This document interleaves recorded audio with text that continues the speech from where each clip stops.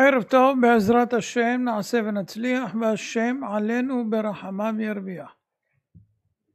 הערב יהיה לרפואה שלמה מהרה ובריאות איתנה בנפש ובגוף למלאכי חיים בן עדן, רחל בת איבונה, אורה בת חנה ומאור בן לאה מהרה אמן. בלחש.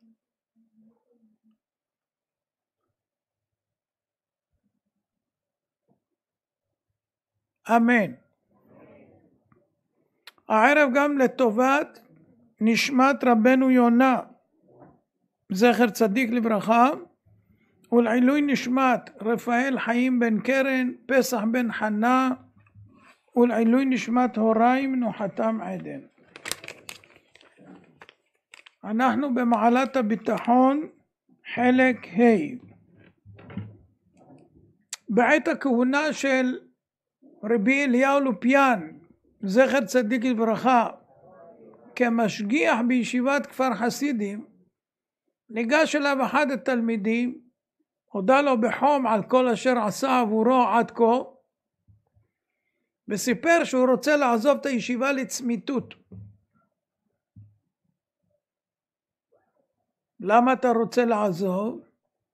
למה להתנתק ממקור החיים? עונה התלמיד,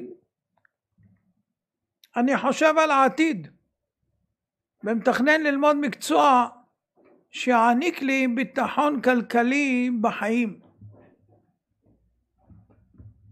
ולמה אתה דואג לפתע לעניין הפרנסה? התעניין הרב. אני רוצה להתחתן וחשוב לי שתהיה לי אפשרות לפרנס את המשפחה בכבוד. להתחתן? מי אמר שתמצא בכלל שידוך? מה זה? הרי הגמרא אומרת 40 יום קודם יצירת עוולת בת קול יוצאת ואומרת בת פלוני לפלוני, אמר הבחור. אז ודאי שאני אמצא שידוך. בעזר השם אכן תמצא בת זוג, אמר לו המשגיח עם נזיפה ככה מרומזת בקול. אבל מניין לך שיהיה לך ילדים?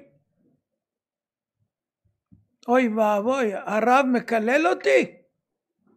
נבהל הבחור. הרי הקדוש ברוך הוא נותן לכולם ילדים, מן הסתם גם לי הוא יעזור ויזכה אותי בילדים.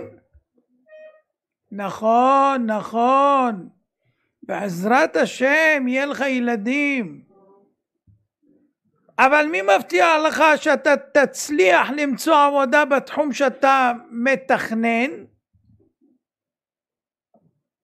השם יעזור, בעזרת השם אני אמצא עבודה במקצוע שאני אלמד. נו, אמר לו המשגיח, תשמענה אוזניך מה שפיך מדבר. כשאני שואל אותך איך תמצא שידוך, אתה משיב לי בביטחון, השם שולח לכל אחד בת זוגו. אני מעלה ספק אם יהיה לך ילדים, אתה מתלונן שאני מקלל אותך, ואתה משיב לי שהקדוש ברוך הוא ייתן לך ילדים כמו שנותן לכולם. אני מקשה, מניין אתה יודע שתצליח למצוא עבודה במקצוע שאותו תלמד? מה אתה עונה לי? השם יעזור למצוא משרה ראויה. ואז הביט עליו באהבה גדולה ואמר לו, מאחר שאתה כל כך מאמין בקדוש ברוך הוא, למה לא תוכל להישאר בישיבה וללמוד? אם אתה בוטח כל כך שהוא ימציא לך פרנסה, הוא ימציא לך אישה, הוא יביא לך ילדים, הכל אתה בוטח בסוף בו. אז למה אתה צריך לצאת החוצה? אתה יכול להישאר פה, הוא ידאג לך לכל. הוא נשאר בסוף בישיבה. חסיד אחד פנה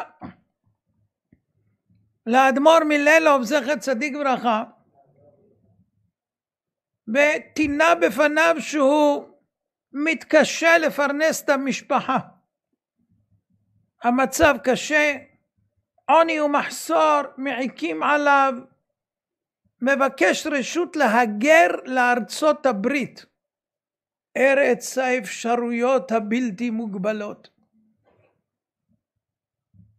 והוא מסתמך על מה שאמרו חכמים, משנה מקום, משנה מזל. אז האדמו"ר, במקום להשיב, סיפר לו מעשה.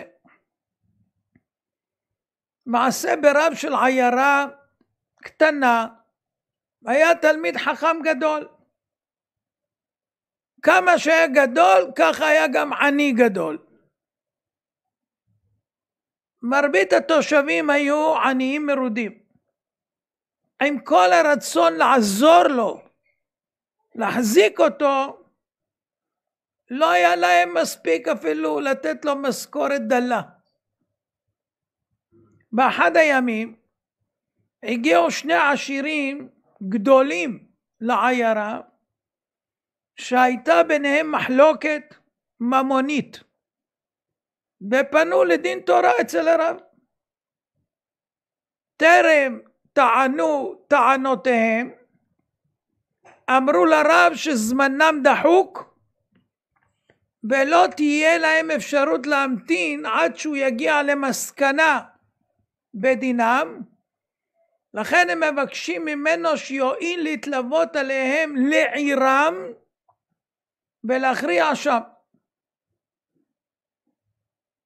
והציעו לו סכום נכבד מאוד בתמורה לזמן ולטרחה. הרב אמר שהוא צריך לחשוב בעניין, פנה לבית הכנסת לתפילת מנחה, ובתום התפילה אמר להם, אני מצטער, לא אוכל לקבל הצעתכם, ואני נשאר פה. בלית ברירה יצאו באכזבה גדולה, ופנו לחפש דיין אחר, שיפסוק לפי רצונם. כשנסגרה הדלת, הרבנית התחילה לבכות. אנחנו סובלים חרפת רעב. נפלה לידך הזדמנות נדירה להרוויח סכום כסף שאנחנו נחוצים לו מאוד.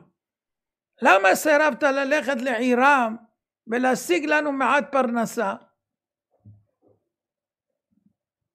תמחי את דמעותייך ואני אסביר לך. התפללתי 18 והגעתי לברכת השנים. ברך עלינו את השנה הזאת. מה פירוש? חשבתי ברך עלינו. והבנתי שהקדוש ברוך הוא שולח את הפרנסה עד אלינו. והתפללתי לשם יתברך שישלח לי את הפרנסה עד אלינו. וחשבתי, מה המרחק מכיסא כבודו עד אלינו? מרחק עצום. מדובר באלפי שנים מרחק. והקדוש ברוך הוא מטריח עצמו לשלוח פרנסה ממרחק כזה עצום. אז הוא לא מוכרח להביא את הפרנסה שלי דווקא בעיר שלהם. אם זה יורד מלמעלה עד לכדור הארץ, זה כבר לא משנה אם לפה או לפה, לא משנה. לכן לא הסכמתי להתלוות לעיר שלהם. ואני ממתין שהקדוש ברוך הוא ישלח לי לעיירה שלי ויברך עלינו. הרבנית התרצתה. לא חלף זמן קצר, שוב דופקים בדלת שני העשירים. וביקשו לדון את דינם, ומשלמים לו את אותו סכום שאמרו קודם. לא מצאו מישהו אחר. השם החזיר אותם, הפרנסה עלינו ואלינו. האדמו"ר מלילוב זכר צדיק לברכה סיים את הסיפור ופנה לחסיד הדחוק בפרנסה שרצה לטוס לארצות הברית. אמר גם אתה מתפלל 3 פעמים ואומר ברך עלינו. למה לך להטריח את עצמך עד ארצות הברית? תישאר במקומך והקדוש ברוך הוא גם לך ישלח עד אליך. סיפרתי בעבר שהיה מישהו שבא אליי וחשב שזהו פה בארץ הוא לא מסתדר והוא ממש חייב, ביקש ממני ברכת הדרך לטוס לארצות הברית. אמרתי לו פסוק, ועיני כסיל בקצה האורס. העיניים של הכסיל הם בקצה הארץ, כאילו שם הקדוש ברוך הוא נותן פרנסה, פה לא. הוא חזר משם בסוף עם חובות. כן, כי במגלי עוברתי עד הירדן. הכלי יקר מבאר שהמלווה בריבית מונע מחוסר אמונה וביטחון בקדוש ברוך הוא. מה העיקר של טעם איסור ריבית? אדם פשוט מסיר את מידת הביטחון. הוא חושב, אם אני אלווה לו 1,000 שקלים, והוא יחזיר לי 1,000 שקלים, איך אני אתפרנס? אם אני אביא לו 1,000 ויחזיר לי 1,200, אני אתפרנס. אז הוא לא מאמין שאם נותנים 1,000 וחוזר 1,000, אפשר להתפרנס. זה איסור הריבית, שזה אומר שהבן אדם אין לו ביטחון בשם, לכן הוא גם לא קם בתחיית המתים. כי מי שקוברים אותו הוא לא קם. ואם הוא יקום זה נס. אבל אתה לא מאמין בניסים, שאם נותנים 1,000 וחוזר 1,000 אפשר להתפרנס. אתה לא מאמין. אין דבר כזה. 1,000 נשאר 1,000. איך אני אתפרנס? אז גם יקברו אותך, תשאר שמה. כי בשביל לקום צריך נס. אם היית מאמין קודם שאפשר מ1,000 שחוזר 1,000 להתפרנס, אז גם אחד שנכנס לעפר יכול לצאת משם. השם ממית ומחיה.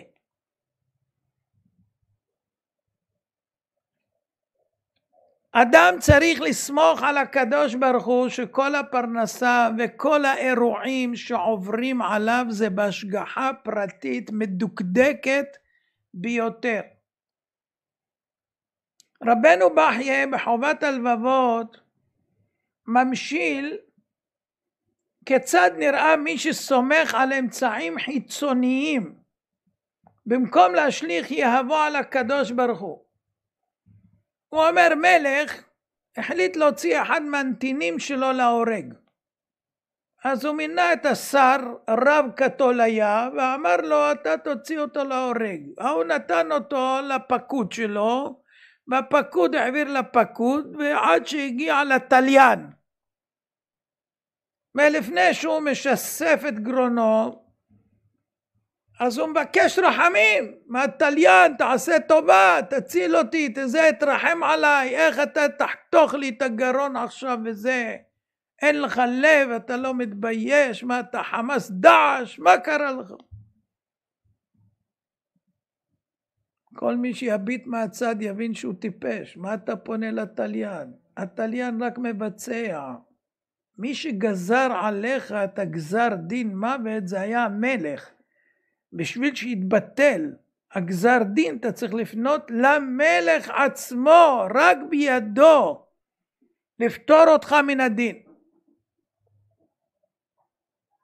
אותו דבר אדם ששם מבטחו בכל מיני מאמצים חיצוניים ופונה לכל מיני אנשים, אתה יכול לסדר לי עבודה, אתה יכול לדאוג לי, אתה יכול ללוות לי, אתה יכול זה, אתה יכול זה. מי גזר שתהיה במצב הזה?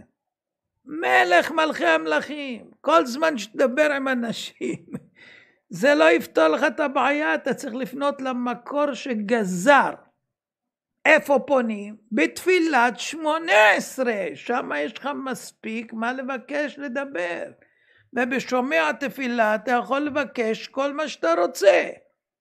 אבל מי שגזר הוא יכול לפתור. אני מחצתי ואני ארפא, ואין מידי מציל. רק אני ראשון ואני אחרון. ואין עוד מבלעדיי, אין עוד מלבדו. תפנה למקור. אנשים לא זוכרים את זה משום מה, מתפללים וממהרים למקום אחר. אומר רפאנו ומקצר בתפילה כי יש לו תור ב8 בקופת חולים, אז הוא תולה את הרפואה בתור ולא בקדוש ברוך הוא.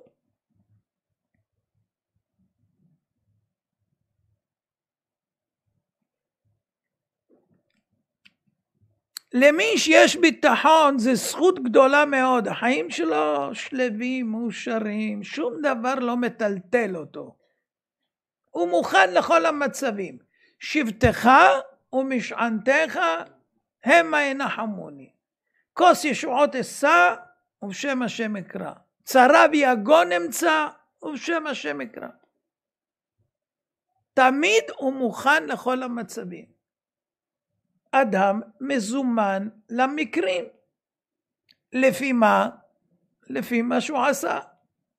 אתה מפעיל בעצם את מה שיקרה לך. דע מה למעלה ממך. כל מה שקורה מלמעלה זה ממך. זה ממך. אתה הגורם. אל תבוא בטענות לאף אחד. אתה מפעיל את כל מה שפועל עליך. זה אתה צריך לדעת. אתה רוצה לשנות? תשנה את המעשים.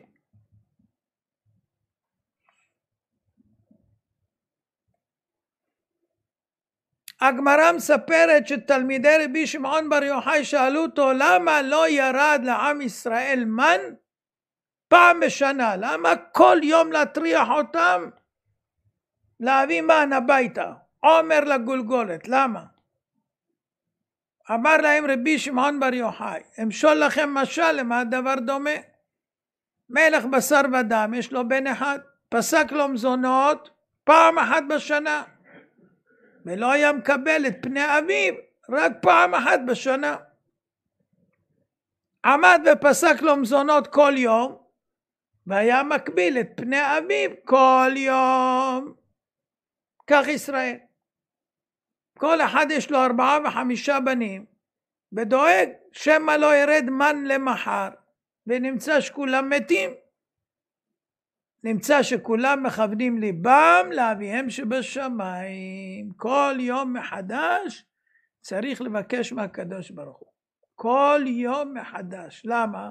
לשמור על קשר. להיות קרוב לקדוש ברוך הוא. כי אם אתה תקבל הכל מראש, אתה לא תהיה בקשר. והקדוש ברוך הוא רוצה שנהיה איתו בקשר. אנחנו נקראים עם קרובו. במה אנחנו קרובים? אם לא מדברים עם אבא בשמיים כל יום.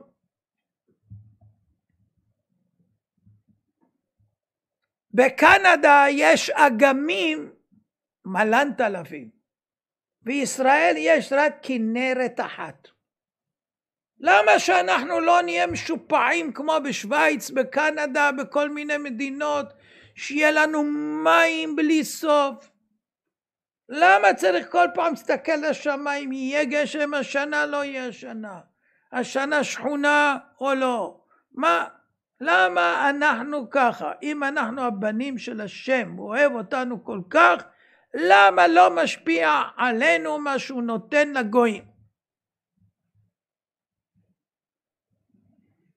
התשובה היא שדווקא בגלל שהקדוש ברוך הוא אוהב אותנו, הוא נתן לנו את ארץ ישראל שלמטר השמיים תשתה מים. אין אגמים ואין נהרות ואין נילוס. אנחנו צריכים להסתכל לשמיים כל הזמן. ומשה רבנו מודיע לנו כי הארץ אשר אתה בה שמה לרשתה. לא כארץ מצרים היא אשר יצאתם משם. אשר תזרע את זרעך והשקית ברגלך כגן הירק.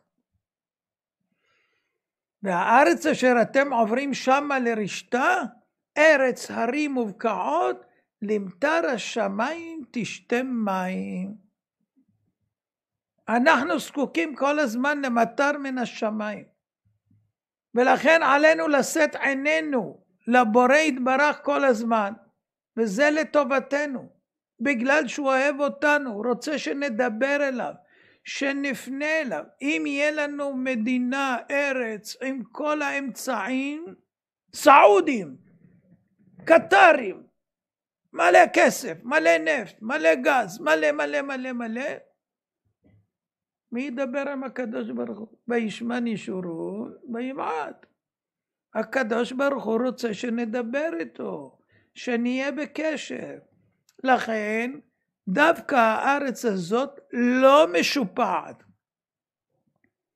ומשה רבנו מתאר בפרשת המרגלים, כתוב ותרגנו באהליכם ותאמרו בשנאת אדוני אותנו הוציאנו מארץ מצרים. וואו, עם ישראל אחרי כל הטובות, אחרי 10 מכות, אחרי קריעת הים, אחרי המן, אחרי כל מה שהשם נותן, הם רוגנים, מתלוננים, רוטנים ואומרים שהשם שונא אותנו בזה שהוציא אותנו ממצרים. וואו, מה זה? מבאר רש"י, משל למלך בשר ודם, היו לו 2 בנים ו2 שדות, אחת שקיה ואחת בעל. למישהו אוהב נתן לו את השקיה, שהיא כל הזמן יש בה מים, לא חסר המים. ולמי ששונא נותן בעל. ארץ מצרים היא שקיה. למה יש שם את הנילוס? הוא עולה ומשקה. בארץ כנען היא של בעל. והוציאנו ממצרים לתת לנו את ארץ כנען. התושבים של מצרים לא צריכים להתפלל לקדוש ברוך הוא כל יום ביום שירד גשם. יש להם נילוס שהוא עולה ומשקה את השדות בקביעות. אבל תושבי ארץ ישראל תלויים בחסדי השם יתברך ומתפללים כל יום שיוריד גשמים להשקות את השדות. זה היה שורש התלונה של בני ישראל. הם סברו שארץ מצרים עדיפה על פני ארץ ישראל. למה? ממיה מצויים ובטוחים, בשונה מארץ כנען שהיא תלויה במטר השמיים, והיא עלולה להיות צחיחה ומיובשת. הנגב מנוגב ממים. לכן טעו בני ישראל וסברו שהקדוש ברוך הוא הוציא אותם מארץ מצרים הפוריה לארץ ישראל, זה בגלל שהוא שונא אותנו. האמת הפוכה לחלוטין. הקדוש ברוך הוא שונא את תושבי מצרים, לא רוצה לשמוע אותם. אל תפנו אליי, קחו מים לכל הזמן, לא לפנות אליי, שלום. ואוהב אותנו מאוד, כי רוצה שאנחנו נדבר איתו בקשר קבוע כל הזמן. הכללה הגרועה ביותר היא הכללה של הנחש.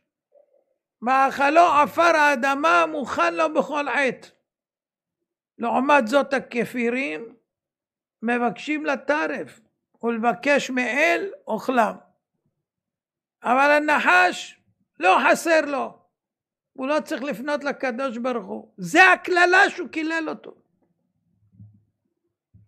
אז זאת אומרת, כל זמן שהאבא רוצה שאתה תבוא כל פעם ותבקש, זה הוא רוצה לראות את פניך ולהעניק לך, ויהיה קשר, ויהיה חיבור, וירד שפע.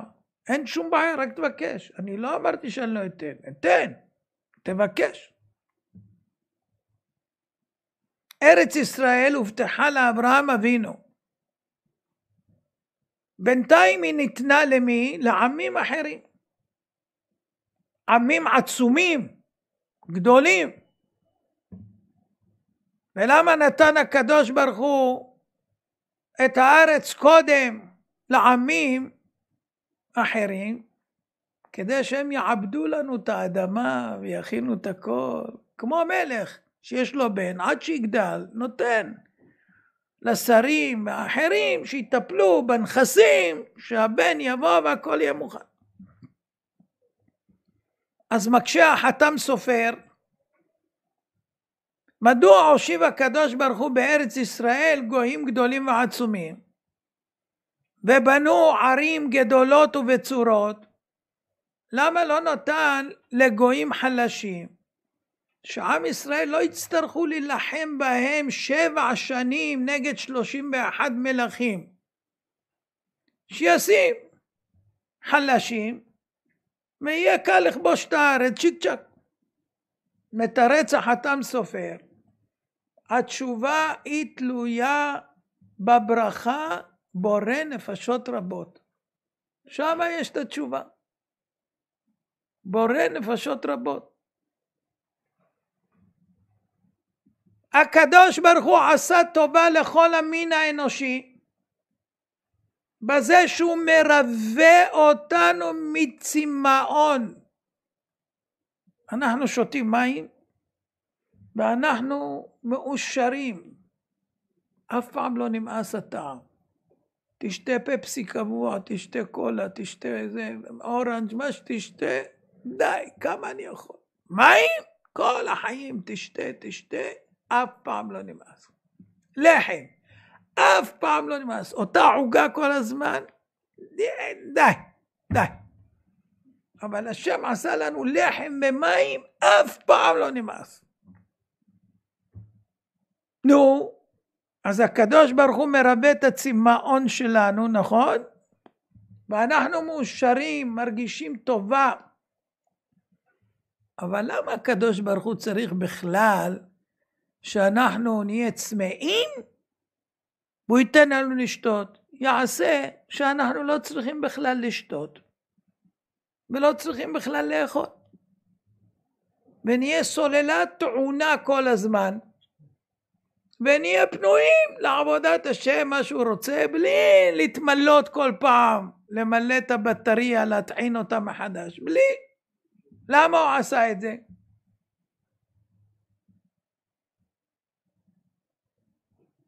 אומר החתם סופר, הקדוש ברוך הוא נטע בנו את הצמאון, שנישא עינינו אל הבורא בכל עת, נבקש ממנו מים להרבות צמאוננו, ואחרי שנשתה נודה לו.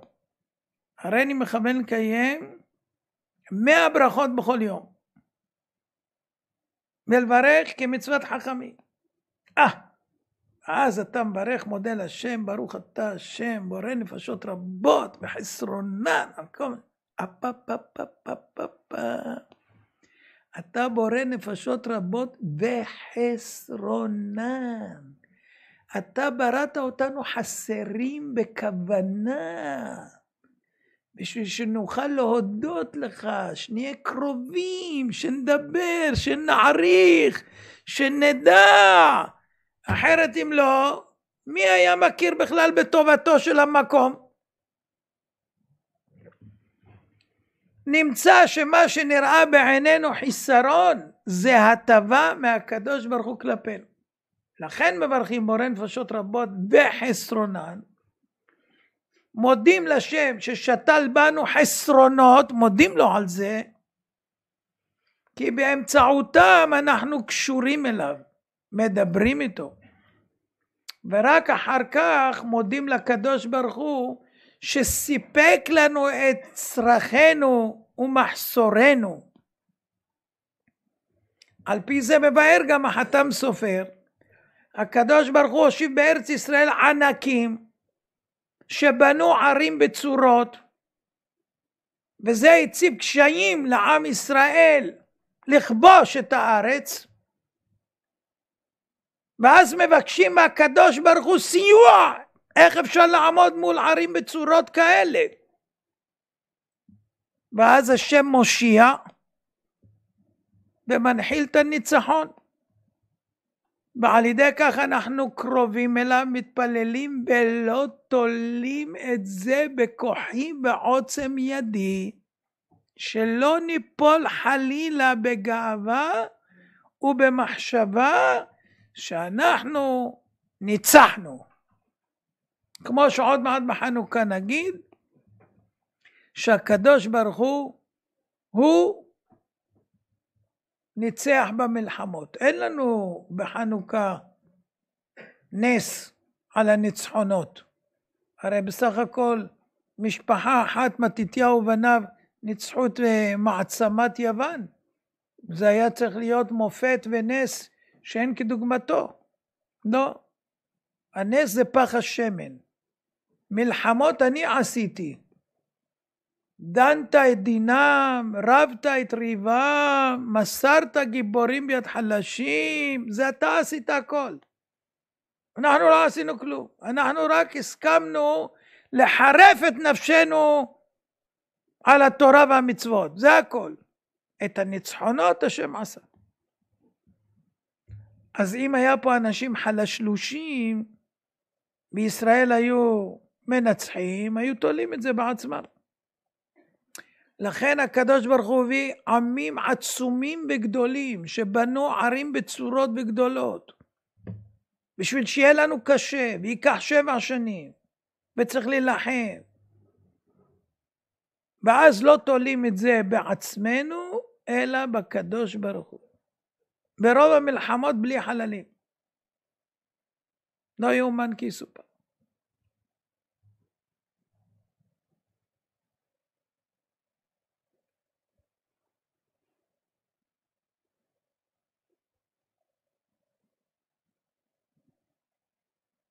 מעשה שסופר מפיו של רבי דורון דוד גולד, מלמד אותנו חשיבות של התלות שלנו בקדוש ברוך הוא. ראש ישיבת מנצ'סטר, רבי יהודה זאב סגל, זכר צדיק ברכה, למד עם חברותה שהיה עוסק בכתיבת סתם. באחד הימים קיבל הזמנה לכתוב ספר תורה מהודר, וזה היה אמור לפרנס אותו להרבה זמן. והוא סיפר את זה לראש הישיבה, שהוא שבע רצון ממה שהקדוש ברוך הוא נתן לו פרנסה בשפע, ולא יצטרך לדאוג עכשיו תקופה ארוכה. במקום להשתתף בשמחה, אמר לו ראש הישיבה, אם הייתי במקומך הייתי דואג, ואפילו מצטער. הסופר היה תמה,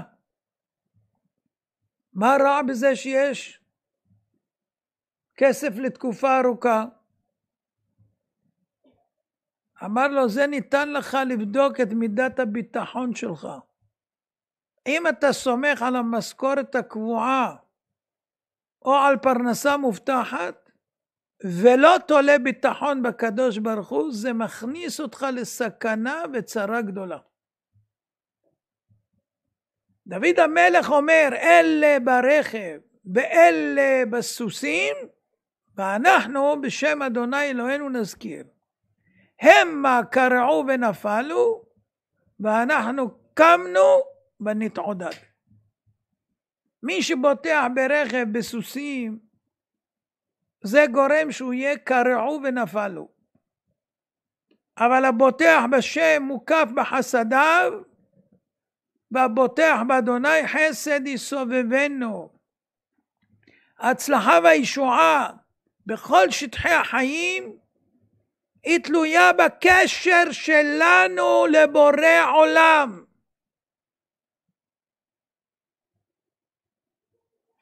ועוד הוא סיפר שפעמים ביקשו נגידים להעניק לגריס סולובייצ'יק, זכר צדיק וברכה, סכומי כסף גדולים לתמוך בישיבה ובכולל שהחזיק בירושלים, ובכך יהיה פטור מדאגות כלכליות. והוא סירב לקבל מענקים גדולים, והסכים רק לקבל לחודש. אם נתנו לו יותר הוא החזיר, רק לחודש. מה היה הנימוק? הוא אמר, אם יהיה לי כסף להרבה זמן, הקשר שלי עם הקדוש ברוך הוא ינותק למשך זמן, ואני רוצה להיות איתו בקשר כל הזמן. שמעתם דבר כזה? דרגת ביטחון. הקדוש ברוך הוא לא יעזוב ולא יטוש. מי שנותן לנו לנשום כל חודש, הוא לא יכול לשלוח כסף כל חודש. מן לא ירד כל יום. גם כשהיו לא בסדר, מן ירד. אפילו שהיה פסל מיכה איתם ועבר בים, נתן להם, גם אחרי העגל, נתן להם לאכול מן. מה אתה חושש? אם הוא קצב לך לחיות איקס שנים, עד אז הוא חייב לספק לך מזון. אתה לא תוכל לחיות בלי מזון. אבל אם קבוע לך איקס שנים, בטוח שיהיה מזון. מן דייב חיה, יהב מזונה.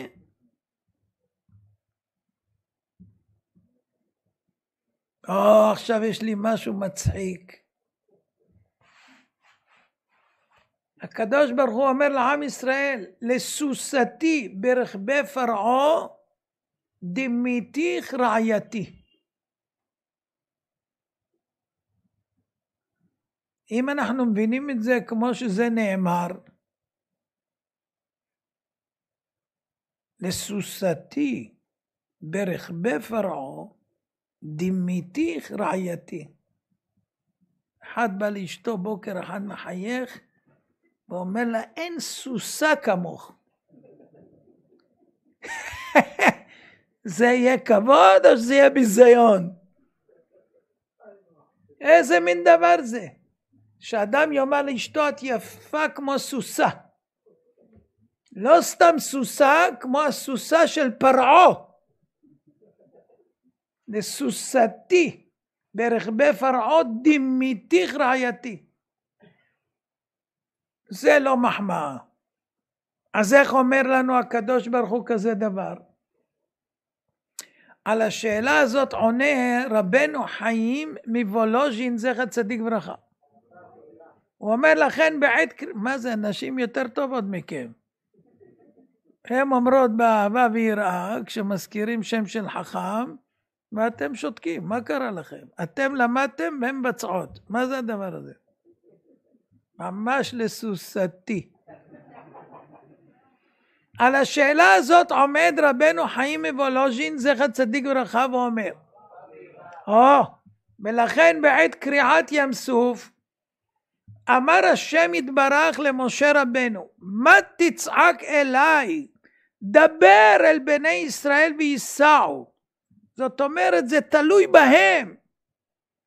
אם הם יהיו בתוקף האמונה והביטחון להיכנס לתוך הים, בלי פחד, מעוצם הביטחון יקרע להם הים. כי בזה הם יגרמו התעוררות בשמיים, שיעשה להם נס. זה מה שכתוב. לסוסתי ברכבי פרעה, דמיתיך רעייתי. מה קרה עם הסוסוואט של פרעה וכל האנשים שהיו איתו? הם הובילו את המצרים לתוך הים נגד רצון הרוכבים. בדרך כלל הרוכב מנהיג את הסוס, והסוסים שהיו אז, הם הובילו את המצרים בעל כורחם לתוך הים. אותו דבר עם ישראל. הם נכנסו נגד הטבע שלהם. הטבע של האדם שהוא פוחד לטבוע. והם נכנסו, כמו שאמר לו, דבר אל בני ישראל, ויסעו. זאת אומרת, איך שאתה נוטה עם הביטחון שלך, ככה אתה מפעיל התעוררות מן השמיים, ואתה יכול לשנות את גדרי הטבע, עם הביטחון. אז בנוהג שבעולם רוכב מנהיג את הסוס. בקריעת ים סוף זה היה הפוך, הם הנהיגו הסוסים את הרוכבים המצרים לטבוע בתוך המים. בדומה, עם ישראל נכנסו באמונה שלמה בקדוש ברוך הוא שהוא יקרע להם את הים. וזה הוביל לנס של קריעת ים סוף. יוצא שבני ישראל מנהיגים כביכול את הבורא בביטחון שלהם. אנחנו קובעים אם השם ייתן לנו או לא ייתן לנו. אנחנו קובעים בביטחון שלנו. לכן משבח את הבנים ואומר לסוסתי ברכבי פרעה דימיתיך רעייתי, את דומה לסוס. כמו שהסוס הכריח את הרוכב, אתם מכריחים אותי. כמו שהסוסים של פרעה הכריחו אותם להיכנס, אתם בני ישראל מכריחים אותי להביא לכם את מה שאתם רוצים. אתם שומעים? אז זה שבח או לא שבח? שבח שאין כדוגמתו. זאת אומרת, מהיום תדעו, יש לכם כוח להנהיג את הרוכב, ולגרום שהרוכב הבורא עולם ייתן לנו מה שאנחנו בוטחים בו, כפי מידת הביטחון. כאשר ייחלנו לך. רבנו יונה גירונדי, זכר צדיק לברכה, כותב, יש על הבוטח בשם להוכיל במעוף צוקתו, כי יהיה החושך סיבת האורה, ככתוב, אל תשמחי אויבתי לי כי נפלתי, קמתי, כי יושב בחושך אדוני אור לי. אמרו רבותינו זיכרונם לברכה, אלמלא נפלתי לא קמתי, אלמלא ישבתי בחושך לא היה אור לי. זאת אומרת, מחושך יוצא אור, מנפילה יוצא קימה. זאת אומרת, אפשר לקום מכל מצב. כל פעם שאנחנו קמים מנפילות, אנחנו מתעלים עוד יותר. ודיברנו על המלחמה האחרונה מהאסון של ביזוי הדת, שרואים שנייה חיבור בעם. ערב האסון היה פירוד בעם שלא היה כדוגמתו. ברגע אחרי זה יש איחוד, חוץ מכמובן אלה שהם שייכים לסדר העולמי החדש, אבל בעם למטה יש הבנה, וגם כאלה לא זכרו בכלל שהם יהודים, הם מצהירים היום שהם יהודים קודם כל, לפני ישראלים. מי שמחיש להם את זה, זה החמאס.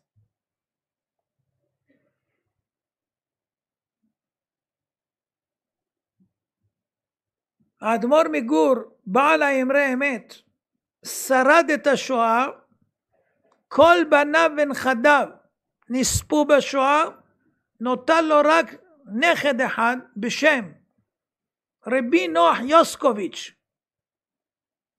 זכר צדיק לברכה, והוא ניצל. אחרי השחרור הוא נסע לארץ ישראל לפגוש את הסבא. בעל האמרי אמת חיבק ונשק אותו, ואמר לו, התורה אומרת וישאר אח נוח, קראו לו נוח יוסקוביץ', וישאר אח נוח, מכל המשפחה שלו, של האדמו"ר מגור, נשאר רק נוח. אמר לו, מה אתה חושב לעצמך? למה הקדוש ברוך הוא הציל דווקא אותך? למה הוא הציל את נוח מהמבול, אתה יודע? בשביל לבנות עולם מחדש. למה הוא השאיר אותך, אתה יודע? בשביל לבנות את העולם מחדש. ב6 שנים נמנעת מללמוד תורה בגלל המאורעות של המלחמה. עכשיו אתה צריך גם לבנות מהתופת עולם חדש, וגם להחזיר את הזמן שהפסדת ב6 שנים. נוח יקר, לך לבית המדרש ותבנה בחזרה מה שנלקח מאיתנו. אנשים נעשה להם ניסים, גם עכשיו, בכל מה שקורה. ולא סתם. השם משאיר אדם בחיים לצורך.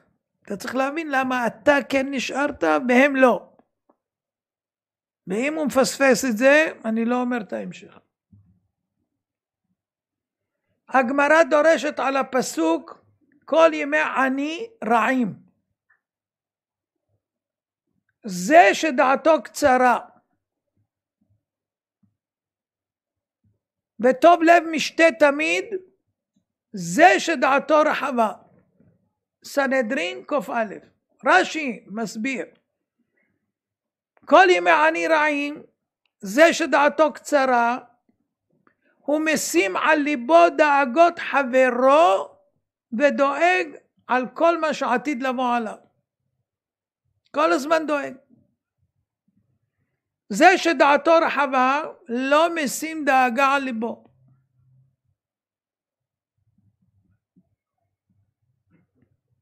בספר אוצרות המוסר, מובא בשם רבי ישראל סלנטר, זכר צדיק לברכה,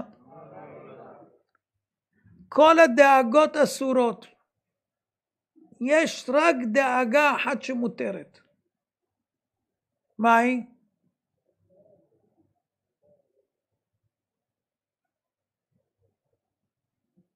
מה הדאגה האחת שמותרת?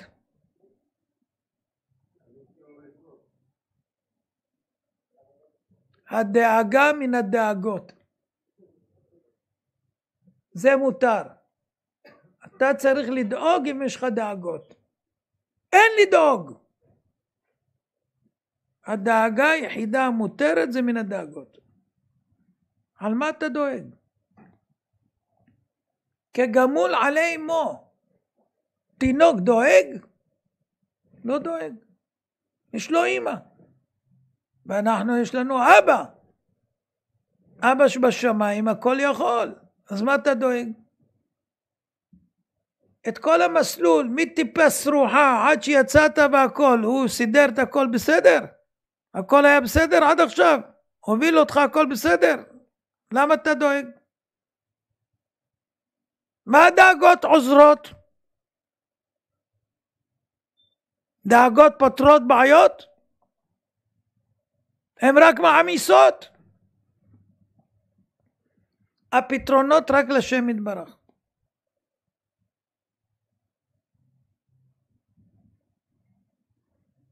רבנו בחייא בחובת הלבבות אומר, מי שהגיע למדרגה הזאת מן היראה, לא יפחד, ולא יראה זולת הבורא. כמו שסיפר אחד החסידים, על אחד מהיראים, מצא אותו ישן באחד המדברות, ואמר לו, אינך ירא מן האריה, שאתה ישן במקום כזה? אמר לו, אני בוש מאלוקים, שיראני ירא מזולתו. אני מתבייש. מה, הקדוש ברוך הוא יראה שאני ירא מאריה ולא ירא מהקדוש ברוך הוא? מי מנהיג את העולם? מי שולח אריות? מי שולח עקרבים? מי שולח עכבישים? מי שולח נחשים? מי שולח? הקדוש ברוך הוא עושה הכל. אז מה אני צריך להתיירא? אם אני מתיירא מהבורא, אני לא צריך להתיירא מאף אחד.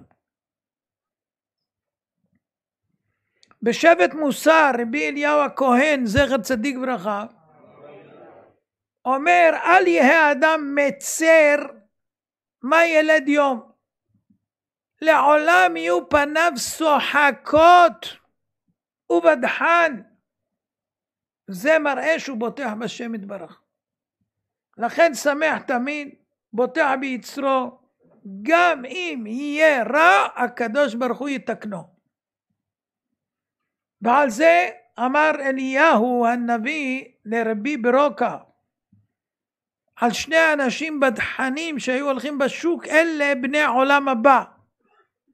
למה? בגלל שהם היו בעלי ביטחון, והיו יודעים להכניס את המידה הזאת לאחרים. בעל ביטחון תמיד שמח, וטוב לב משתה תמיד, וטוב לב משתה תמיד. מישהו טוב לב, בטוח ביוצרו, לעולם ובשמחה, תמיד ובמשתה. מי שאינו בעל ביטחון תמיד, עצב יומם ולילה.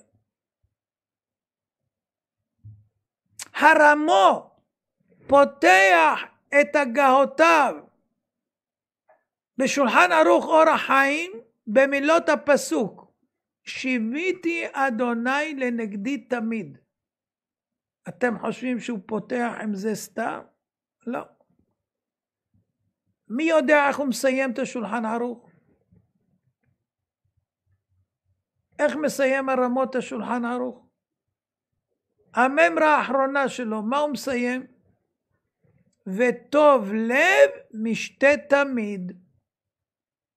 מה בא לומר לנו? שני הפסוקים שהביא הרמו מסתיימים במילה תמיד. ואנחנו למדים מזה שעלינו לשוות את השם לנגדנו תמיד, ולהיות שמחים תמיד. אם השם לנגדך תמיד, ואתה לא מסיח דעתך ממנו, אתה יכול להיות שמח תמיד, כי הוא לידי כל הזמן. שיביתי השם לנגדי תמיד, כי מימיני בל אמות, הוא פה על ידי לימיני. שני הפסוקים האלה שפותחים אור החיים ומסיימים, מלמדים שאורח החיים האמיתי שלנו מושתת ומיוסד על הביטחון בשם ועל השמחה. אם שיביתי השם נגדי תמיד, הוא לא יעזוב אותי, הוא פה לידי, הוא לא נעלם, הוא לא נעדר, הוא לא חסר, ואפילו בסתורן. הגמרא בברכות סמך מספרת על אחד מתלמידי רבי ישמעאל ברבי יוסי, שהלך אחר ריבו בשוק של ירושלים, לפתע ראה רבי ישמעאל את התלמיד מפחד, אמר לו חטאת, אתה חוטא. למה? כתוב פחדו בציון חטאים. אם אתה שוהה בירושלים ופוחד, זה סימן שאתה חוטא. כי הנביא אומר, מי פוחד בירושלים חטאים? אמר לו התלמיד, והרי כתוב אשרי אדם מפחד תמיד, מכאן שהפחד הוא חיובי.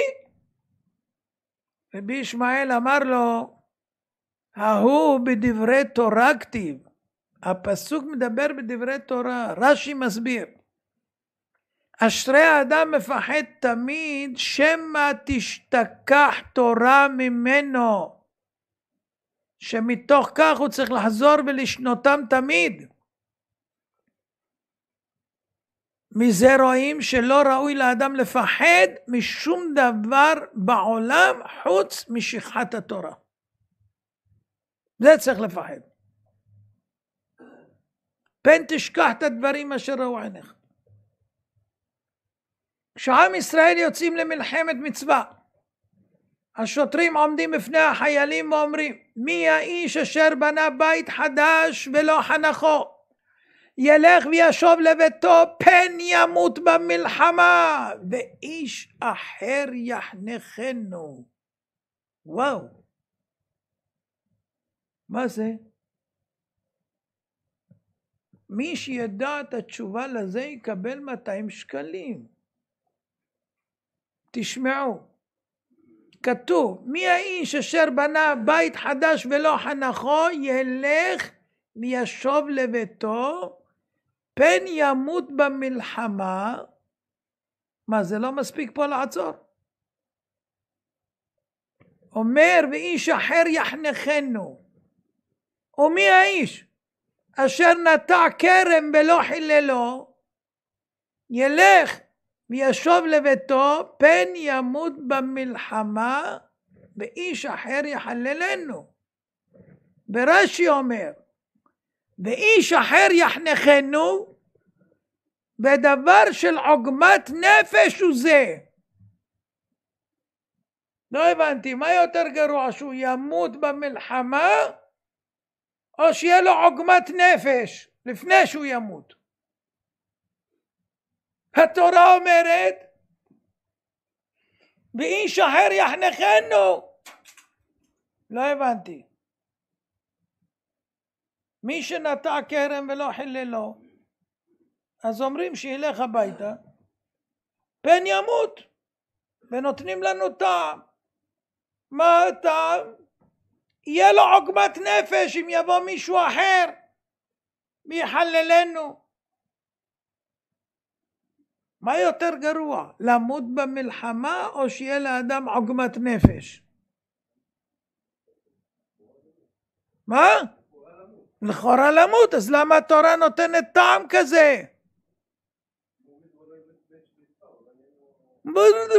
מה הולך פה? המהר"ל מפראג בספר גור אריה אומר, ואם תאמר די בזה שמא ימות במלחמה, מה נפקא מינה? אם אחר יחנכנו או לא יחנכנו, מה אכפת לו מה יקרה אחר כך? הוא מת.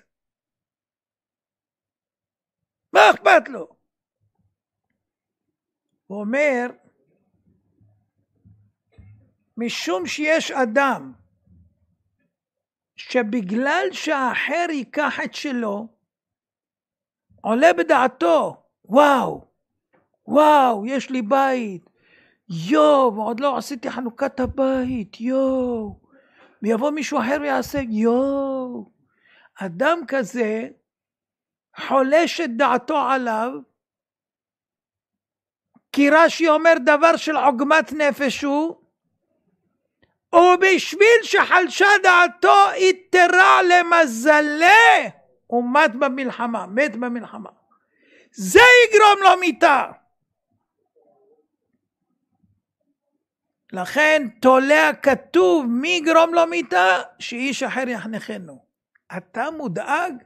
מי יחנוך את הבית? מי את הכרם? אתה מודאג מזה. הדאגה הזאת תהרוג אותך במלחמה. כשאדם לא פנוי למלחמה, בראש שלו מודאג מדברים חיצוניים לה, זה יגרום לו למות. לכן הרמב"ם פוסק שצריך להסיח את דעתו מאשתו, מילדיו, מהכל, ולהתמסר רק למלחמה. מפה רואים חרדת אדם תיתן מוקש, ובוטח בשם יסוגיו. אדם צריך לדעת, פחדתי ביאתייני. אם אתה פוחד ממשהו, אתה מביא עליך את מה שאתה פוחד. זאת אומרת, אתה כבר סיכמת עם עצמך שמישהו אחר יחנוך, אז אתה לא תהיה. יש חיילים שכתבו במלחמה וואטסאפ למשפחה, שאם אני אמות, אז תדעו לכם שאני אהבתי אתכם וזה וזה וזה וזה. ומתו. למה כתבת? אם היית בטוח שאתה חוזר, תחזור. אם אתה מסתפק, זה מה שכתוב פה. אם אתה מסתפק, אתה יכול לגרום את המיטה בעצמך מהדאגה שלך שאתה מסתפק. תודיעו את זה לכל הלוחמים שאתם מכירים. לא להסתפק, להיות בטוח ב100% ולדבר עם השם כל הזמן. אתם הולכים וחוזרים.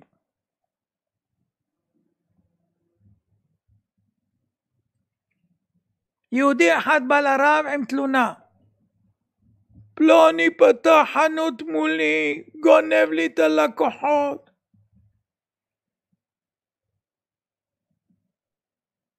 הרב שתה קצת ואחר כך אמר לו, אתה יודע למה סוס לפני שהוא מרווה צמאונו בנהר הוא בועט בהם בחוזקה? הסוס רואה את הבבואה שלו בנהר, והוא חושב זה סוס אחר בא לגזול ממנו את המים. לכן הוא בועט במים להילחם בסוס המתחרה שפלש לתחומו. כתוצאה מהבעיטות, המים נעכרים מהבוץ שבתחתית הנהר. ואז מה קורה? פתאום הוא מבחין שנעלם הסוס. ואז הוא מבסוט, שותה מים. אבל איזה מים? עכורים. עכורים. אם לא היה דופק, המים היו צלולים. בן עודשה ירביצני, על מי מנוחות ינהלני. מי מנוחות זה מים לא זועפים. מים צלולים כמו שאתם רואים באיזה מעיינות או משהו. אבל הסוס לא מבין דבר. הוא רק רואה מישהו שבא מולו, הוא חושב שהוא מתחרש לו. ולכן הוא רוקע ברגליו, ואז הוא שותה מים עכורים. אמר לו, אתה חושש שפלוני פתח חנות והוא יגזול לך את הלקוחות. תדע לך שיש מים מספיק לכל הסוסים.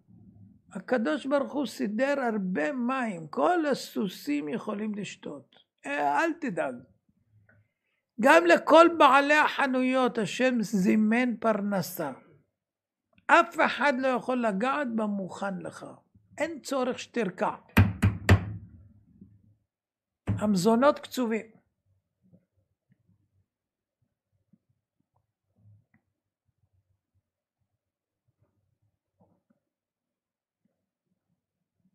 הסבא מנוברדוק, רבי יוסף יוזל הורוביץ, זכר צדיק לברכה, אומר צריך לפתוח רק בשם ולא זולתו.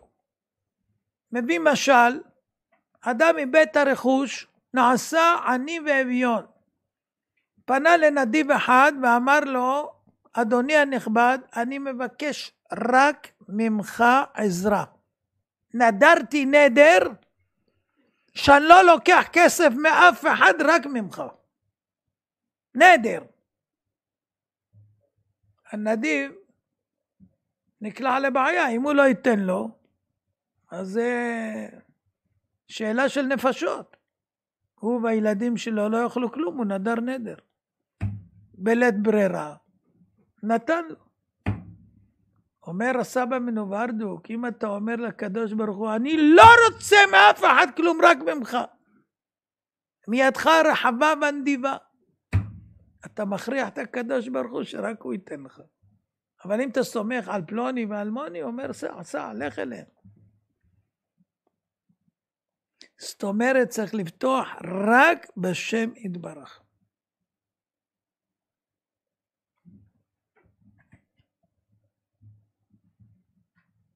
ועכשיו כמה מעשים ידועים, טוב לחזור עליהם עכשיו בקטע הזה.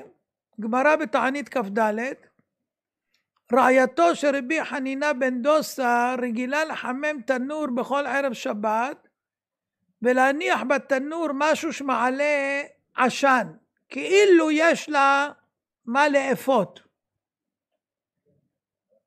מרוב העוני אין מה לאכול, אז לפחות שיראו שיוצא עשן.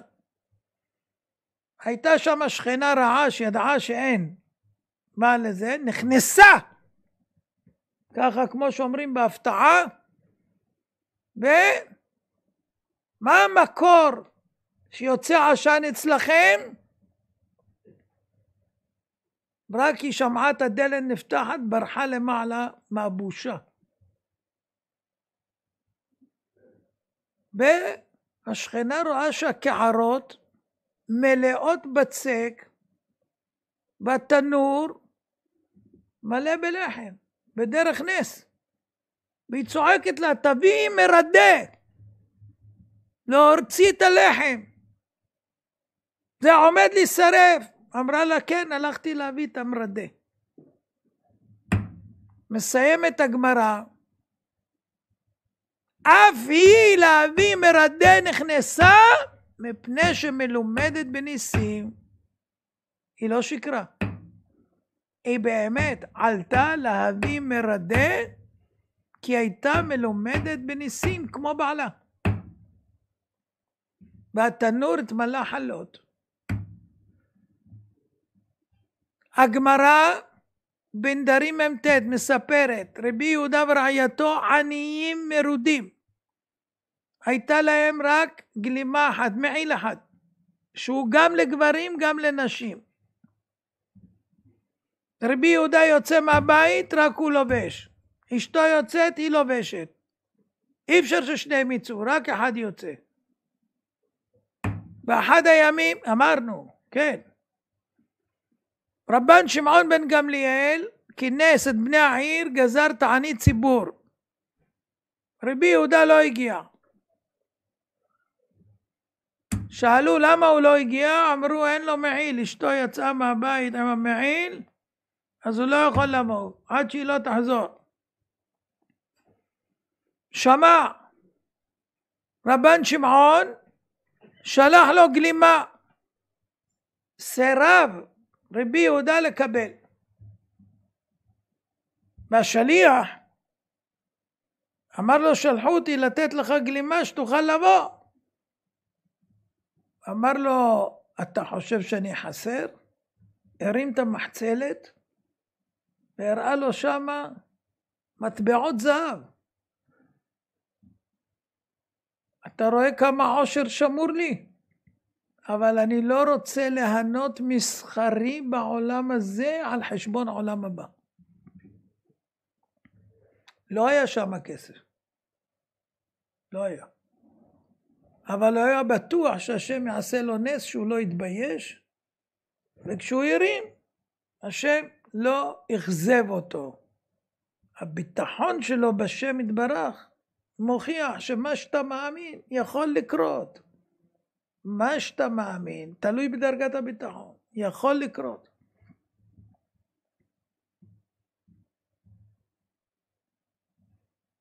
עכשיו תשמעו דין, וממנו אתם תבינו עד כמה זה ממש ככה. שימו לב, הגמרא אומרת, ההולך למוד את גורנו, הולך למדוד את הגורן, אומר, הוא הולך רק, עוד לא נכנס, יהי רצון מלפניך, השם אלוקינו, שתשלח ברכה במעשה ידינו. מה זה? יש לך בגורן תבואה, היא כבר נמצאת שם. אז מה זה הבקשה הזאת? יהי רצון מלפניך, שתשלח ברכה במעשה ידינו. מה שיש, יש. איזה ברכה עוד יכולה להיות? התחיל לעמוד, מתחיל ככה לשקול, לספור, לא משנה מה יש שם. אומר, ברוך השולח ברכה בקרי הזה. מדד, ואחר כך ברך זה תפילת שווא. למה? לפי שאין הברכה מצויה לא בדבר השקול, ולא בדבר המדוד, ולא בדבר המנוי, אלא בדבר הסמוי מן העין. כל זמן שעוד לא ידעת כמה יש, יכולה לפעול הבקשה שלך. הנה יש פה פרחים, נכון? תארו לכם שאני בא ולא רואים את הפרחים, רואים רק את הכיסוי. ואני מתקרב משם ואומר, יהי רצון מלפניך, השם אלוקינו, שתהיה ברכה בפרחים. ובתום, במקום יש פה 10, יהיו פה 30. איזה מין דבר זה? יש פה 10, יישאר 10. זה הטבע, ככה זה הטבע. איזה מין בקשה זאת? וכשאני מתחיל לספור, עדיין אני יכול להגיד, שיהיה ברכה. ויתרבה. אבל אם אחרי ספרתי שיש 10, זה תפילת שווא. אתם יכולים להבין דבר כזה? מבאר רבי חיים שמואלביץ, כי האמת היא שאפילו התפילה הראשונה, שאנחנו אומרים שתהיה ברכה במעשה ידינו, צריכה נס גמור למעלה מדרך הטבע, כדי שהיבול יתרבה אחרי שכבר אספו אותו. בעל שייח הקדוש כתב, כי העודף, מה שיהיה לך עכשיו עודף לאור הברכה, הוא יש מאין. זאת אומרת, השם ממציא לך יש מאין. מה שיש, זה מה שיש. ובגלל שאתה מבקש ככה, ומאמין ובוטח בשם, הוא ירבה את זה יותר ויותר מאין גמור. ובכל אופן, האדם יכול ואפילו מחויב להתפלל באופן זה. זה מראה שאתה בוטח בשם, שאפילו במצב שהוא כבר סגור ונעול על פי טבע, אין מה להזיז פה. הקדוש ברוך הוא יכול לשנות הכל בלי שום בעיה. הקדוש ברוך הוא ממשיך ומבאר שעלינו להאמין באמונה שלמה ולדעת בידיעה ברורה שהקדוש ברוך הוא שמביא לנו את הפרנסה ואין בכוח אדם להשיג שום הצלחה טבעית כלל. כשם שהניסים של יציאת מצרים בהשגחה פרטית, כך הפרנסה בהשגחה פרטית כל יום ביום. ועלינו לזרוע את השדה מתוך אמונה שלמה בשם ולקצור תבואה מתוך ביטחון שלם שהשם ישלח ברכה ביבול.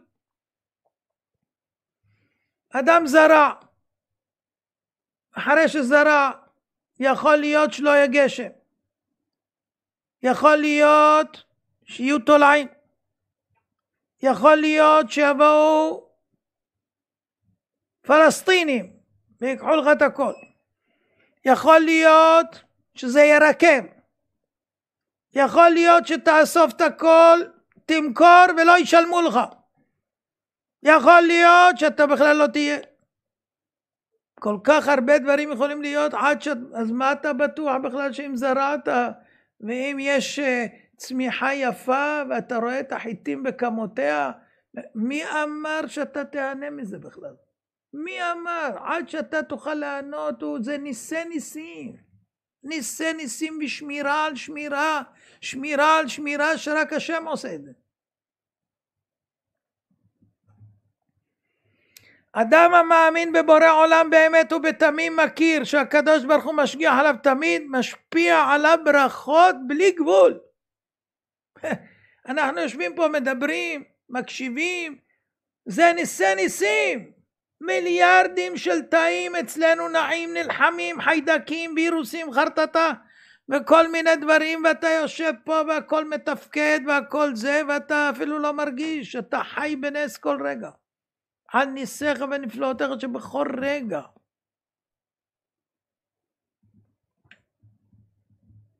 לכן הקדוש ברוך הוא יכול לשלוח בין רגע ברכה אמרתי פעם, אני אף פעם לא סופר כמה יש לי כסף בכיס, ואף פעם זה לא נגמר, לא סופר. יש אנשים כל פעם מוציא סופר, כמה נשאר, כמה זה, כמה זה. בשביל מה אתה סופר? מה שספור, מנוי, מדוד, שקול, אין ברכה. אתה לא סופר, לא מונה, לא כלום, יש ברכה. ואז מה אומרים? בדיוק היה לי, אתה יודע, הוא בא, בדיוק היה לי.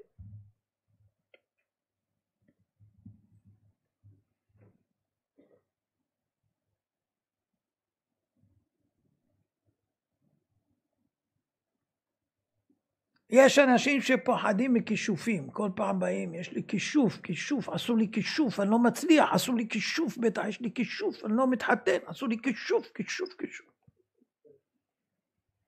הגמרא בחולין ז"ן מספרת על מכשפה אחת שאספה עפר מתחת רגלי בני אדם, ובעזרת זה מזיקה להם.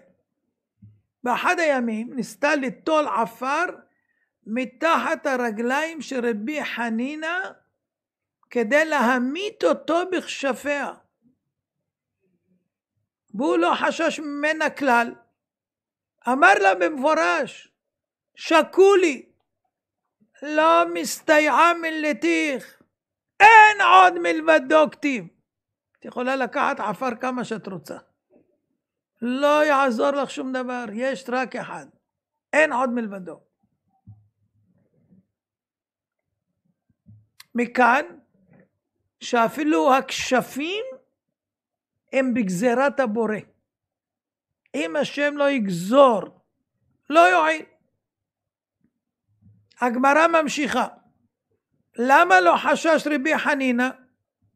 הרי כשפים זה ראשי תיבות מכחישים פמליה של מעלה. זה כאילו כוח עצמי שיכול לפעול מה שהוא רוצה. כי הם יכולים להמית בכשפים. אפילו מי שלא נגזר עליו משמיים. מבארת הגמרא, רבי חנינא היה שונה משאר אנשים והיה לו זכויות רבות. אבל הנפש החיים אומר, רבי חנינא ענה, הוא לא שמח על הזכויות שלו. הוא לא שמח על הזכויות. ברוב ביטחונו בשם, לא הייתה למזיקים עליו שליטה. ודאי שלא היה מחזיק עצמו רבי חנינא שיש לו הרבה זכויות. מהתורה, מהמעשים טובים. הוא לא שמח על זה שזה יועיל לו נגד הכשפים.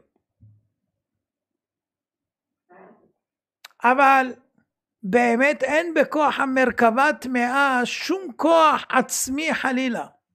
אלא הקדוש ברוך הוא קבע את כוחם למעלה מכוחות טבעי הכוכבים במזלות, כדי שעל ידי זה יהיה ביכולתם לעשות פעולות ולשנות אפילו סדרי טבע המזלות. אבל בלי השם יתברך הם אפס בתוהו. הקדוש ברוך הוא עשה מרכבה קדושה ומרכבה טמאה. גם זה לעומת זה עשה השם. ואנחנו צריכים להיות חכמים, להיות בצד של המרכבה הקדושה, ולא להאמין במרכבה הטמאה. נכון שניתן לה כוח, כמו שניתן ליצר הרע בחילותיו, להטעות, לבלבל. אבל אנחנו צריכים להאמין שאין עוד מלבדו.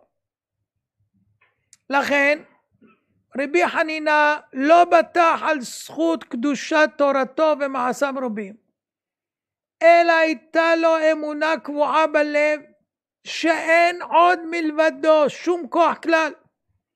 והוא הדביק עצמו בקדושת המחשבה לבעל הכוחות כולם, אדון יחיד המלא כל עלמין, ואין שליטה במציאות כוח אחר כלל.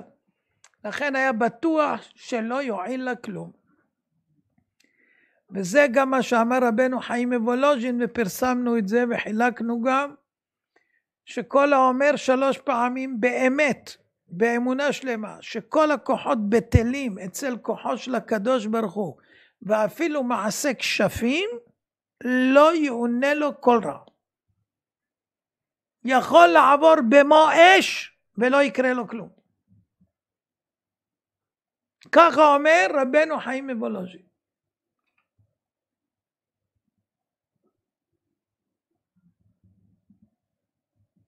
בעל ואישה זכו סוף סוף להיריון, הכל היה בסדר.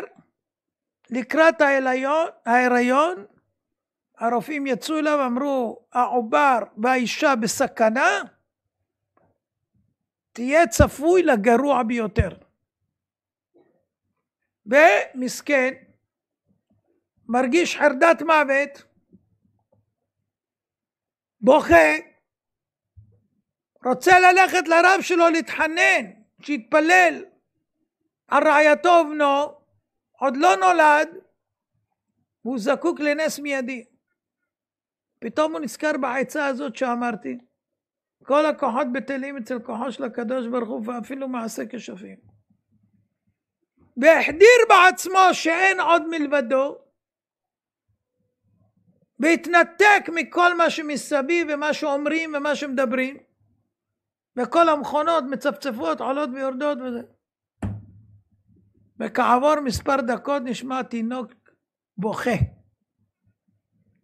האישה ניצלה, התינוק נולד, והכל היה בסדר.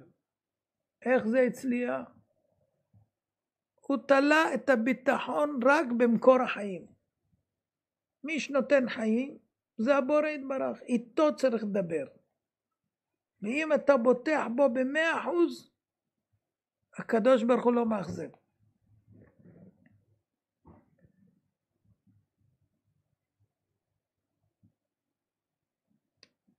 הבן איש חי מספר מעשה בספרו בן איש חיל, חלק ב' פתיחה א', חיזוק גדול באמונה ובהכרה בהשגחה פרטית. זה המעשה האחרון שאני מספר לכם הערב, אבל זה מעשה. לפני שנים רבות חי בירושלים עיר הקודש אדם עמיד בשם אברהם. התפרנס בכבוד מסחר בעצים. אדם טוב לב וישר דרך. נתן מכספו לעניים, האכיל רעבים. ובאחד הימים יצא עם משפחתו למסע לבני משפחה רחוקים. שכן רשע וגנב שם לב שהם העלו חפצים במזוודות. המתין עד שהתרחקו ורוקן את כל הבית. כל מה שהוא חסך עשרות שנים נישל אותו. חזרו לאחר זמן, הבית ריק. התחיל רבי אברהם להתייפח על ההון האבוד.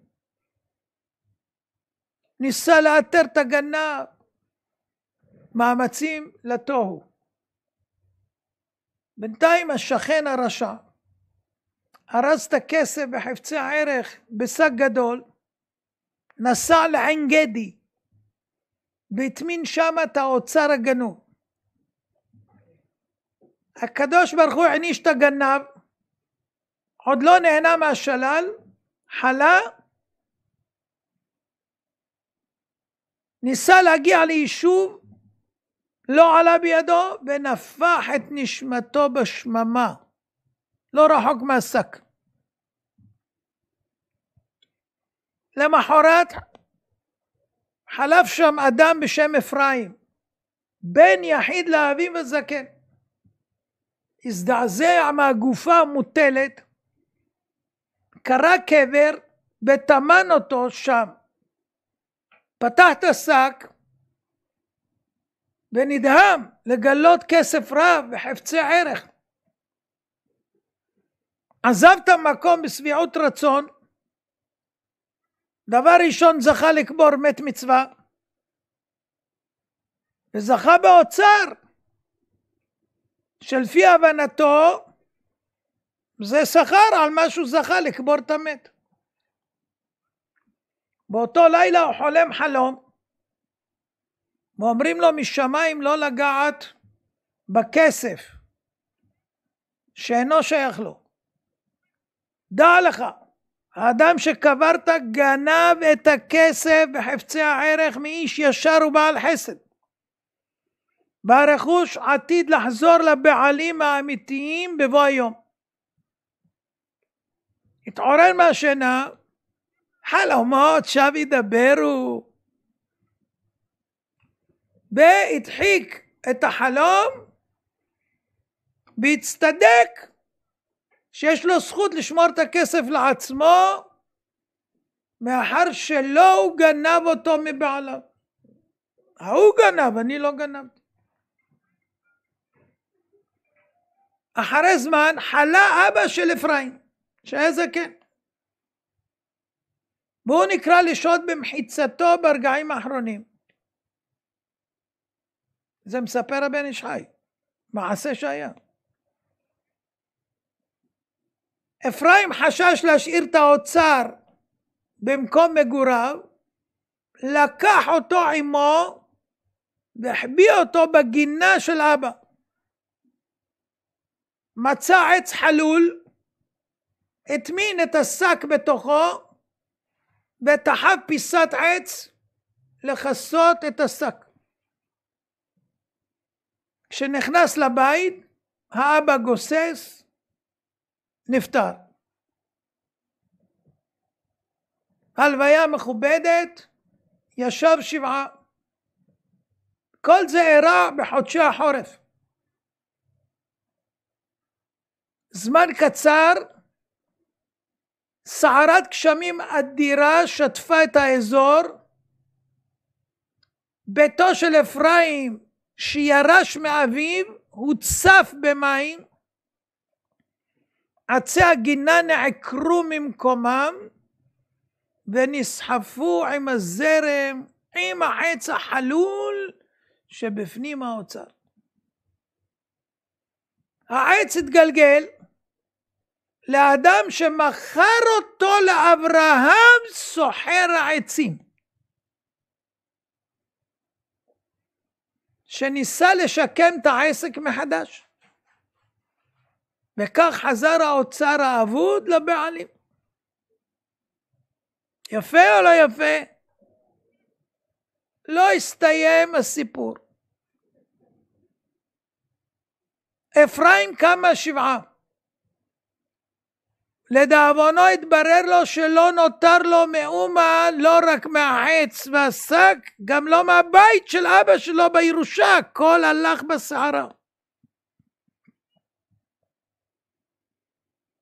בלב שבור התחיל לנדוד ממקום למקום. באחד הימים הזדמן לירושלים, חיפש עבודה להרוויח בשביל לכלכל את עצמו. האדם הראשון שפגש את מי? את אברהם, סוחר העצים. ניגש אליו, התחנן שירחם עליו ויסחור אותו למלאכה. בעל החסד אברהם ריחם עליו וקיבל אותו לעבודה בעסק העצים. ולא רק זה, הזמין אותו לגור בביתו ולסעוד על שולחנו. באחד הימים השניים יושבים וסועדים ליבם, וגולל אברהם באוזני אפרים את המאורע על הרכוש שנגנב ממנו, והתגלגל אליו בחזרה באורח פלא. עוד לא הספיק אברהם לספר לו איך חזר הכסף, אמר לו אפרים, העץ החלול היה השליח הטוב שהחזיר לך את האוצר. אברהם הביט בו בתדהמה, מניין אתה יודע שזה היה בתוך העץ? אפרים ראה את הפליאה וסיפר לו את כל הסיפור, איך מצא את המת, ומה עשה עם האוצר, ואיך הגיע לעץ, ואיך נשטף הכל. אברהם התרגש מהסיפור, לא רק שחזר אליו הכסף, גם הם הזמינו לו את הבן אדם שהיה גורם שהכסף יגיע אליו בדרך זו. אמר לו, תשמע, למרות שהאוצר שלי, ברצוני לתת לך חלק ממנו גמול שבזכותך הגיע אליי. אפרים סירב לקבל פרוטה. ליבו נקף שנטל את השק לעצמו, ועלה לו חשש, בגלל שהוא רצה לאמץ את השק אליו ולדחות את החלום, בא על עונשו שנשאר ללא פרוטה. אני חושש לגעת בכסף הזה. אני רואה שהקדוש ברוך הוא שמר עליו דווקא עבורך ולא עבור שום אדם אחר. לכן איני רוצה כסף. אברהם השתדל לשדל אותו, לחלוק איתו באוצר. אמר לו, עכשיו המצב שונה, עכשיו אני מציע לך מכספי שלי, מרצוני הטוב. אבל אפרים מתעקש, לא רוצה כסף. ימים עברו, אברהם חיתן את אחד מבניו. במשך השבוע שנערכו החתונה ב7 ברכות, סגר את עסקיו. אפרים החליט לנצל את החופשה לבקר קרובי משפחה. אברהם ידע שאפרים עומד לצאת לדרך, רקם תחבולה להעביר חלק מהרכוש לרשותו. ביקש מאשתו, תאפי כיכר לחם משובח, והטמין בתוכו 100 דינרי זהב. לאחר מכן, העניק את הכיכר לאפרים, שיהיה לך צידה לדרך, בתקווה שהוא יבצע את הפת, וימצא את האוצר בתוכו. אבל כמו שאתם כבר מבינים, הסיפור הזה רק מתחיל. גם המאורע הזה לא התגלגל בדרך צפויה. אפרים חצה את הגבול, מפקד משמר הבחין בכיכר של הלחם הטרי והטעים, ביקש לקנות מאפרים, הסכים ומכר לו את כיכר הלחם, מבלי שהוא יודע שהוא העביר לו 100 דינרי זהב. באותם ימים היה מקובל, מי שמוזמן לחתונה מביא עמו מאכל או משקה, כגון מאפה, יין או שחר. אני עוד זוכר בראש העין, אתם עונים בהתחלה, כן, היו עומד אחד במכריז, כן, מכריז, מי נותן? אחד נתן תרמוס לזה, אחד נתן זה, אחד נתן עוגה, אחד נתן קמח, איזה דברים היו מצחיק. בקיצור, היו רגילים לתת, ומפקד משמר הגבול היה מהמכרים של אברהם, והוא זמן לחתונה, והופיע עם מתנה בידו, כיכר הלחם שיש בו 100 דינרים זהב. אברהם זיהה מיד את הכיכר, מעשה ידי רעייתו, והוא עומד מוכה הלם, כל כסף שהוא משתחרר חוזר אליו. מה קרה פה? הוא לא הבין איך הגיע הכסף בכיכר לידי המפקד, אבל ניסיון העבר כבר לימד אותו לא לשאול שאלות, ולדעת שהקדוש ברוך הוא מארע מאורעות בעולם בהשגחה פרטית. נטל את הכיכר לידיו, הניח במקום מבטחים, ושב לשמחה. ימי 7 ברכות חלפו, אפרים שב לביתו של אברהם, חזר מהחופשה,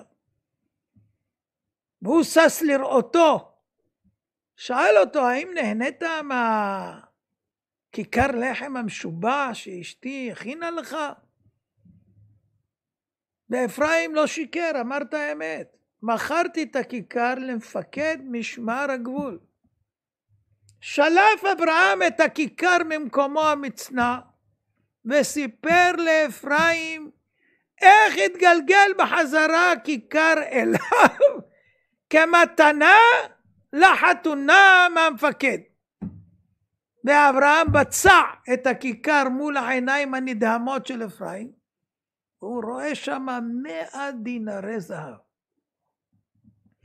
ההשתוממות של אפרים הלכה וגברה. כשאברהם תיאר באוזניו כמה הוא רצה לחלוק איתו את הרכוש, ואת הרעיון הבלתי שגרתי שהוא הגה כדי להעביר לו את הכסף. אפרים ואברהם נפעמו מהמאורעות המשותפים המופתיים האלה שהם חווים יחדיו. הידידות והאהבה גברו והתעצמו ביניהם, ולאברהם הייתה בת כלילת המעלות, שמה נודע לתהילה. רבים מעשירי העיר ונכבדיה חפצו בה כלה לבניהם, אבל אברהם חפץ להשיאה לאפרים בלבד. בבוא העת זימן אברהם את אפרים והציע לו את השידוך בלב מלא עושר. הסכים אפרים להצעה, אחר החופה העניק אברהם לאפרים שליש מעושרו. תזכרו שהוא היה עמיד מההתחלה. בפעם הזאת קיבל אפרים את המתנה ברצון ובלב שלם. הלקח הנפלא מהמאורע הזה, לא תמיד יודעים איך בורא עולם ישלח לנו את הנחוץ לנו, אבל עלינו להאמין בלב שלם שהוא מארח את כל המאורעות, הוא אחראי לכל, ורבות מחשבות בלב איש, בעצת השם היא תקום ואין עוד מלבדו. תודה רבה לכם.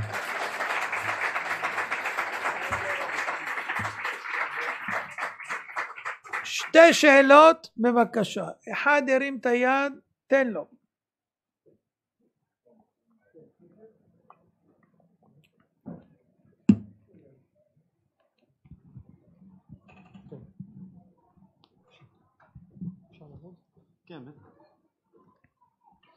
טוב, אז עד כמה שאני יודע, הרב ממליץ לא לאכול בשר. עכשיו יצא לי לראות בשר עם הכשר בית יוסף, הרבנות הראשית לישראל. עכשיו, יש עניין עם הזיכרון, יתפלל האדם שייכנס תורה במאיו ולא מעדנים במאיו. מה יש לרב להגיד על זה? האם אתה ממליץ לא לאכול בשר גם אם זה הכשר בית יוסף וגם אם זה, ומה העניין פה כדי שבאמת יהיה לי ברור? כל ההכשרים לוקים בחסר, יש בעיה של נבלות וטרפות, ולכן אין לאכול בשר ועופות כלל. אבל אם תרצה, מדי פעם אנחנו מצליחים לעשות משהו. עכשיו תקופה של שבועות, אין לנו עופות בכלל, ובשר גם כן לא תמיד יוצא, אבל אנחנו עושים את השחיטה הכי מהודרת שיש, ולכן לא יוצא הרבה. מתוך 100 בקר, בדרך כלל בממוצע יוצא 3 בקר. אם יוצא מכל 103, כמה יהודים יכולים לאכול כל יום בארץ ישראל? ואיך זה שכולם יש להם בשר? איך אף פעם לא חסר עופות? איך יכול להיות אם זה מה שיוצא? אז התשובה היא ברורה. מה עוד רצית לדעת? תודה רבה, זהו, תודה רבה על הזיכוי ותודה רבה על הסיפור המאוד מאוד מועיל ומחזק של הבן איש חי. תודה רבה, אתה מחזק המון. וכמו ששמת לב, אנחנו גם בזכותך מזכים עוד הרבה אנשים, ככה ברשתות, אז ככה זה לסב את תשומת לבך, אני מקווה שזה בסדר. אני מצלם המון ותודה רבה, יש המון צופים ותודה, תודה, תודה, תודה. תהיה בריא, תודה. כן, שאלה אחרונה, הנה, תן למיסטר דהרי. תודה רב, השם מברך אותך. אמן, ברכות ימים, וגם בריאות אתה. איתנה, רבי עד גול צדק, להחכים ממך. אם הביטחון עושה את ההשגחה שהקדוש ברוך הוא נותן לנו כל מה שאנחנו היינו רוצים והיינו רוצים להשיג, אז מדוע שצריך גם להתפלל? אם אני יכול לבטוח בהשם, על כל מה שנבטח בו נקבל. למה צריך גם להתפלל? אמרנו שהביטחון גורם שאנחנו נפנה לבורא יתברך, כי רק הוא הכתובת. והשם רוצה שאנחנו נדבר איתו. הוא רוצה שנתפלל. מה זה להתפלל? אני מדבר איתו. ברוך אתה, השם, אתה, חונן, דעת, אתה. מברך השנים, אתה רופא, כל בשר, אתה, אני מדבר איתו. הוא רוצה שנדבר. פעמים הביטחון זה רק מעשה. אני עושה צעד כמו שהרב תיאר, והקדוש ברוך הוא מושיע אותי. אבל לפעמים... אין לפעמים. תמיד הוא מושיע גם כשהוא לא מושיע. אמרנו, יש אחד התפלל שהוא רוצה למבורגיני, קיבל ועשה תאונה. כשלא קיבלת למבורגיני, אתה לא תהרג בתאונה עם למבורגיני. זאת אומרת, גם כשהוא לא נותן הוא מושיע. לא תמיד מה שמקבלים מושיע. צריך להבין שהוא לא נותן זה גם ישועה. הבנת? אוקיי. זהו. אני מודה לכם על ההקשבה. אצל הנשים עוד אישה, יאללה, שלא נקפח.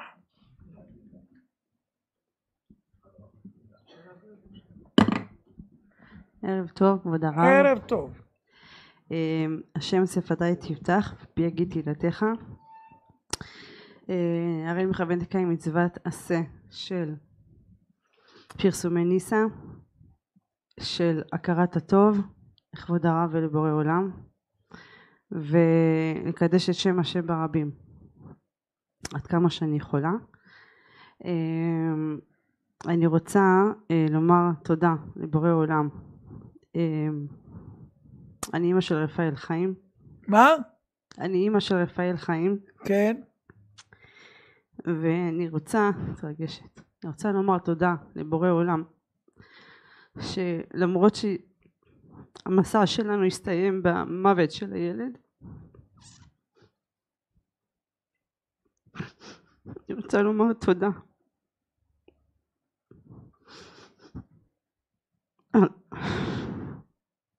סליחה על כל הרגעים הטובים ועל כל הניסים והישועות שזכינו. סליחה. לראות עין בעין למרות הכל. זה לא משנה מה קרה בסוף, זה משנה הדרך והמסע שלנו. ואני רוצה לומר תודה לכבוד הרב על כל השיעורים וההרצאות שעוד קדמו 7 חודשים ו7 ימים רפאל חי, ובחודש השביעי, ביום השביעי הוא שבת. אני רוצה לומר תודה לכבוד הרב על כל ההרצאות ועל כל השיעורים שהוא מסר לנו והכין אותנו לרגע האמת, שבאמת אם לא זה לא היינו מצליחים לצלוח את הניסיון הקשה הזה. הוא היה 3 חודשים בפגייה בטיפול נמרץ. זה מקום קשה מאוד, קשה מאוד, יש שם מקרים קשים מאוד. ואחרי זה 4 חודשים במחלקת ילדים, וראינו ישועות מעל הטבע, באמת. עשינו סעודות הודיה, ראינו מיד אחרי זה ישועות. הילד הזה לא היה אמור לחיות אחרי 10 ימים, קראו לנו לבוא אליו, להיפרד ממנו, קיבל נמק במעי, נמק מלא, נקרא נק, ולא היה לו סיכוי לשרוד. הוא ממש היה במצב קריטי, וכבוד הרב ברך והוא שרד את הלילה, שרד את 7 חודשים האלה כנגד כל הסיכויים. זה באמת הייתה נשמה מיוחדת, נשמה גבוהה מאוד, נשמה שאיחדה הרבה אנשים סביבה, גם נשים מהקהילה שתמכו בי באמת בלי כל כך אהבת חינם הייתה שם, ותרמו וקיבלו קבלות והתפללו וחיזקו. וגם השיעורים של כבוד הרב על אמונה וביטחון, שהצלחנו באיזשהו מקום להביא את זה לידי הלכה למעשה. גם כתבנו לנו למקרר כל הזמן נקודות קטנות כאלה, וזה היה תלוי לנו ככה תמיד מול העיניים. יש לי כל כך הרבה מה לומר, אני לא אטריח אף אחד. אני מנסה להעביר בקצת שיש לי את כל הישועות שראינו עין בעין, ומה זה להרגיש את קרבת אלוקים, שזכינו לשמוח, הרבה פעמים זכינו לשמוח בניסיון הזה, וראינו וזכינו באמת להבין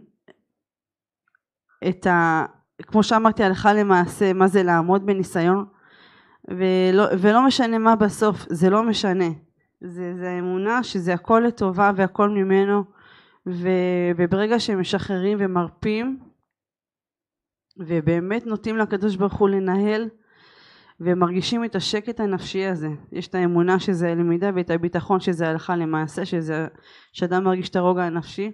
תודה להשם שזכינו ברוב הזמן להגיע לשם, ואני באמת אני מאמינה שרציתי להגיד עוד דברים ושכחתי, אבל אני לא אטריח אתכם, אז ובזכות הספר גם שהרב לימד ממנו של אמונה וביטחון לכתחילה, ואחרי זה קנינו את השגחה פרטית וקרבת אלוקים.